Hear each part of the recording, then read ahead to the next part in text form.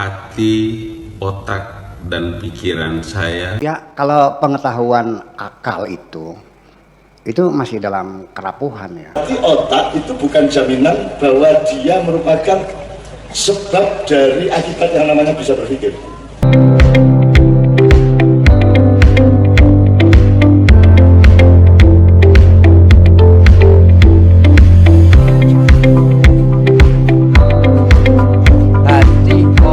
Dan pikiran. Otak dan pikiran saya. Hati, otak, dan pikiran saya.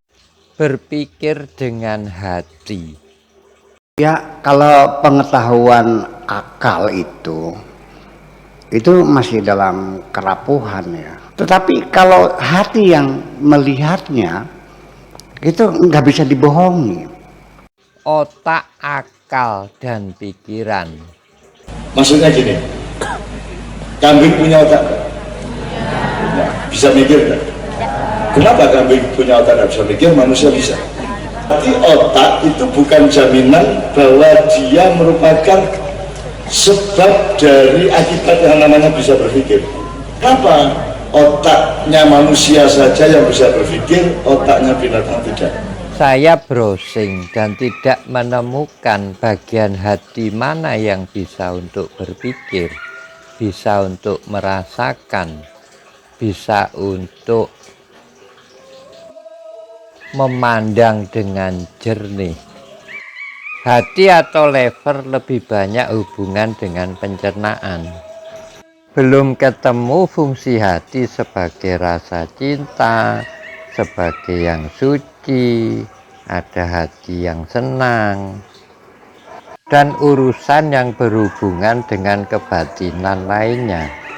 Sedangkan otak yang mempunyai susunan yang demikian rumitnya lebih diarahkan kepada pengertian hardware, pada hal-hal yang lebih bersifat lahiriah.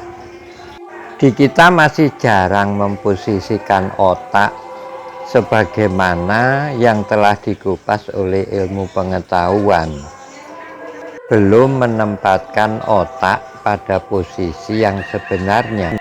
Apalagi menggali potensi otak, potensi diri kita sendiri. Dulu kita diajari mengheningkan cipta, bukan berdoa dan meminta. Ada berbagai cara mengheningkan cipta. Ada cara duduk, sikap tangan, sikap kaki, macam-macam cara-cara itu.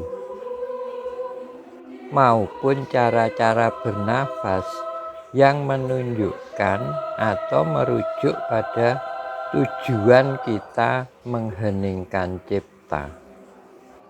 Ciptanya diheningkan, makanya harus tahu cipta itu ada di hati atau ada di otak. Intinya duduk diam, merasakan nafas keluar masuk dan di ubun-ubun atau di otak. Tidak perlu berpikir, tidak perlu melihat, tidak perlu mendengar, apalagi ngomong terus dan dihitung omongannya itu sampai berapa. Hanya merasakan diri sendiri dan tersenyum.